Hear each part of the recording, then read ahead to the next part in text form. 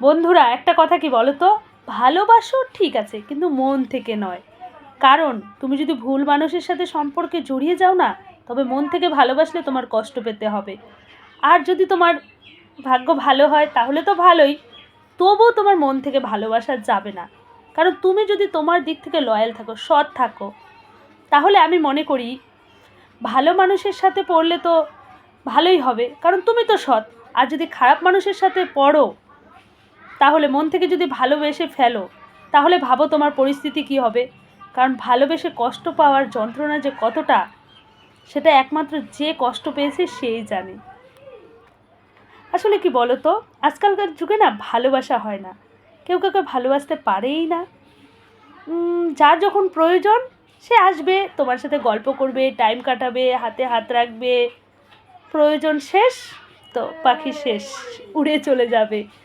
ভালোবাসা বলে কিছুই হয় না, আমার তো তাই মনে হয়। কোনো দিনও না ভালোবাসা হয় না, ভালোবাসা না, প্রয়োজন। তোমার প্রয়োজন তাই তোমার কাছে আসবে। কারো জীবনের কোনো কিছুর অভাব আছে, ধরো কারো জীবনে একটা প্রেমিকার অভাব আছে, তাই জন্য তোমার কাছে আসবে। সেটা কি কোনোদিনও ভালোবাসা হয় বলো?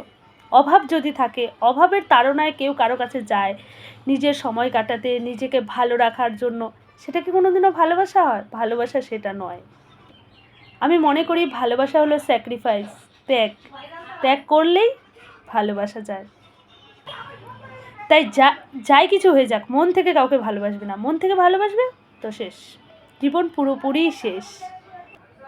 আমি কি মনে করি বলো তো, এই ভালোবাসা টালোবাসার চেয়ে না নিজেকে ভালোবাসা ভালো। নিজের যত্ন রাখো, নিজের যত্ন করো, নিজের স্কিন কেয়ার করো, নিজের চুলের কেয়ার করো, সব কিছুই করো, নিজের কেরিয়ার তৈরি করো, তখন দেখবা ভালোবাসা এমনি দৌড়ে দৌড়ে আসবে। তারপরে ভালোবাসতে গিয়ে নিজের চেহারা নষ্ট করে এসব কোনো লাভ নেই।